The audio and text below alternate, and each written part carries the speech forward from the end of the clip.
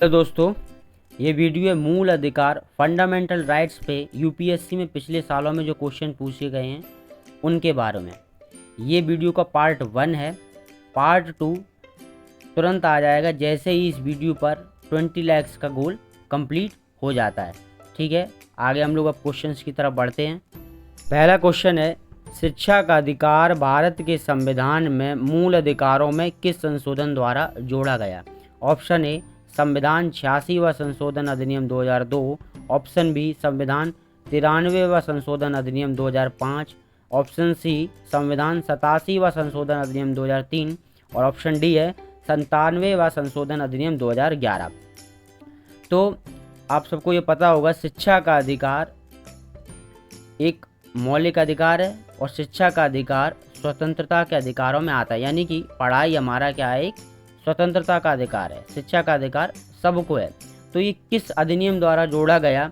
जब आप एम लक्ष्मीकांत में जब ये पढ़ेंगे मौलिक अधिकार, तो उसमें शिक्षा का अधिकार में जब ये दिया गया है कि यह व्यवस्था 86वें संवैधानिक संशोधन अधिनियम 2002 के अंतर्गत की गई है।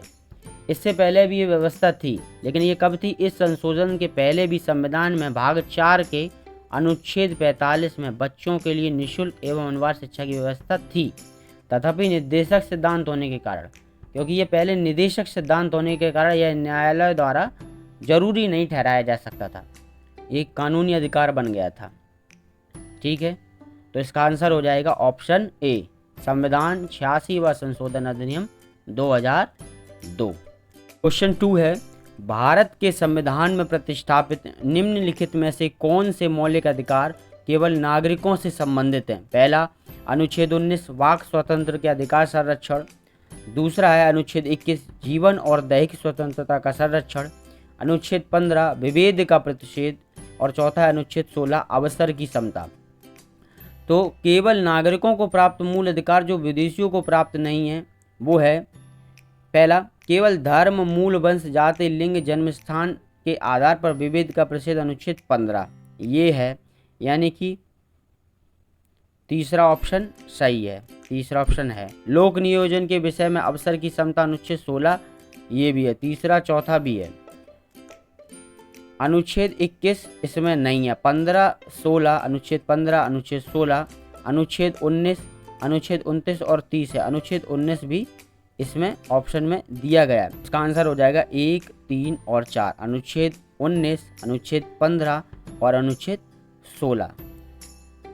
नेक्स्ट क्वेश्चन की तरफ बढ़ते हैं। क्वेश्चन नंबर 3 है, भारत में शिक्षा के अधिकार के बारे में निम्नलिखित में से कौन सा या से कथन सही है या हैं? ठीक है, तो पहला है 6 से 14 वर्ष की आयु के सभी बच्चों के लिए मुफ्त और अनिवार्य शिक्षा का प्रावधान होना चाहिए। दूसरा पढ़ते हैं, शिक्षा का अधिकार अधिनियम 2009 राइट टू एजुकेशन 2009 के प्रावधान की अनिवार्यता है कि विद्यालयों में योग्य शिक्षक और बुनियादी संरचना अवश्य होनी चाहिए। तीसरा है आर्थिक, समाज और सांस्कृतिक पृष्ठभूमि के आधार पर बिना किसी भेदभाव के गुणवत्ता युक्त शिक्षा प्रदान की जानी चाहिए। तो ऑप्शन है 1, 2 और 3, यानी तीनों ही सही हैं। ऑप्शन बी केवल 1 और 2 सही हैं। ऑप्शन सी केवल 1 और 3 सही हैं पॉइंट। ऑप्शन डी केवल 3। ऑप्शन को ध्यान से पढ़ना, फिर इसके बारे में मैं बताता हूँ। देखो, लक्ष्मीकांत जब आप पढ़ोगे शिक्षा का अधिकार, तो उसमें दिया गया है कि 1993 में उच्चतम न्यायालय ने अनुच्छेद 21 के अंतर्गत स्वयं जीवन के अधिकार में प्राथमिक शिक्षा को मूल अधिकार में जोड़ा। इसमें व्यवस्था की गई भारत के किसी भी बच्चे को 14 वर्ष की आयु तक निःशुल्क शिक्षा प्रदान की जाएगी। तो पहला पॉइंट तो हमारा सही हो जाता है कि 6 से 14 वर्ष की आयु के सभी बच्चों के लिए मुफ्त यानी निःशुल्क अनिवार्य शिक्षा का प्रावधान होना चाहिए। तो पहला पॉइंट सही है। फिर क्या है होना चाहिए? पहले अनुच्छेद 21 के अनुसरण में संसद ने बच्चों को निःशुल्क एवं अनिवार्य शिक्षा का अधिकार राइट टू एजुकेशन अधिनियम 2009 अधिनियम करके इस अधिनियम के अंतर्गत यह व्यवस्था की गई कि 14 वर्ष की आयु तक के प्रत्येक बच्चों को संतोषजनक एवं समुचित गुणवत्ता वाली पूर्णकालिक प्रारंभिक शिक्षा एक ऐसे औपचारिक विद्यालय जिसमें कि अनिवार्य परिपाटियों एवं मानकों का पालन किया जाता हो प्राप्त करने का अधिकार है। तो ये सारे ही ऑप्शन सही हैं। देखो, राइट टू एजुकेशन 2009 के प्रावधान की अनिवार्यता भी सही है। योग्य शिक्षक और बुनियादी संरचना ये भी सही है, ये भी तीनों सही है। तो इसका आंसर हो जाएगा ए, 1, 2 और 3। नेक्स्ट क्वेश्चन की तरफ बढ़ते हैं। क्वेश्चन है क्वेश्चन नंबर 4। अनुच्छेद 22 के अंतर्गत व्यक्तियों की गिरफ्तारी और निरोध से संरक्षण के संबंध में निम्नलिखित में से कौन सा कथन सही नहीं है? तो ऑप्शन ए है, गिरफ्तार किए गए व्यक्ति को गिरफ्तारी के कारणों से अवगत कराए बिना अभिरक्षा में निरुद्ध नहीं रखा जाएगा।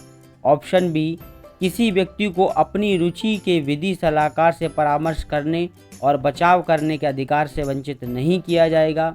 ऑप्शन सी, गिरफ्तार किए गए तथा अभिरक्षा में निरुद्ध रखे गए प्रत्येक व्यक्ति को उसकी गिरफ्तारी से 1 सप्ताह की अवधि में निकटतम मजिस्ट्रेट के समक्ष प्रस्तुत किया जाएगा।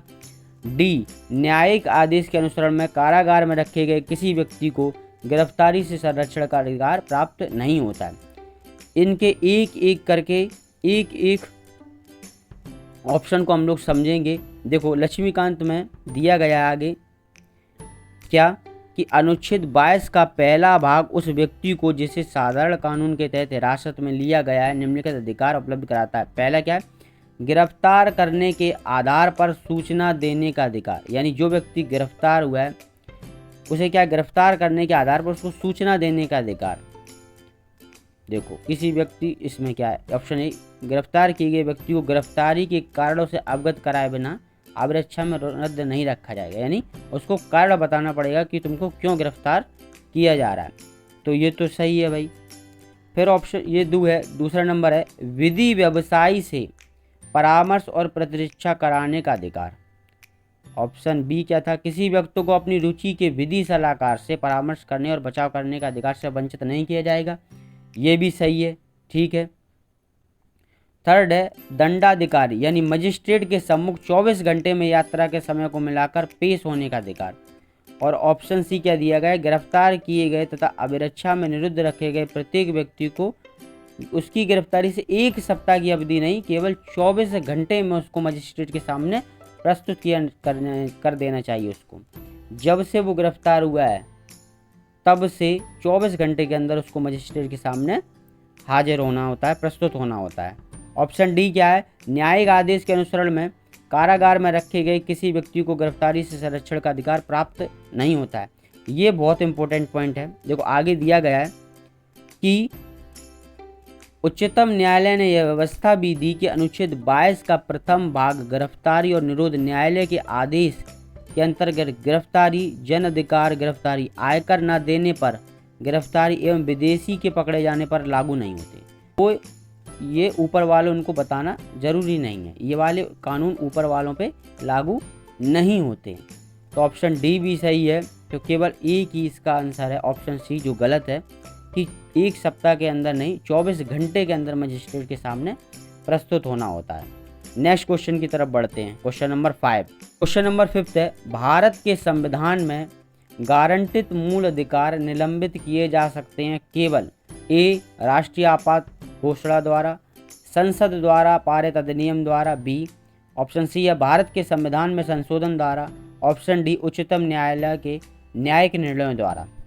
तो इसका आंसर मुझे लगता है ज़्यादातर सारे लोगों को पता होगा कि राष्ट्रीय आपात घोषणा द्वारा मूल अधिकार निलंबित किए जा सकते हैं।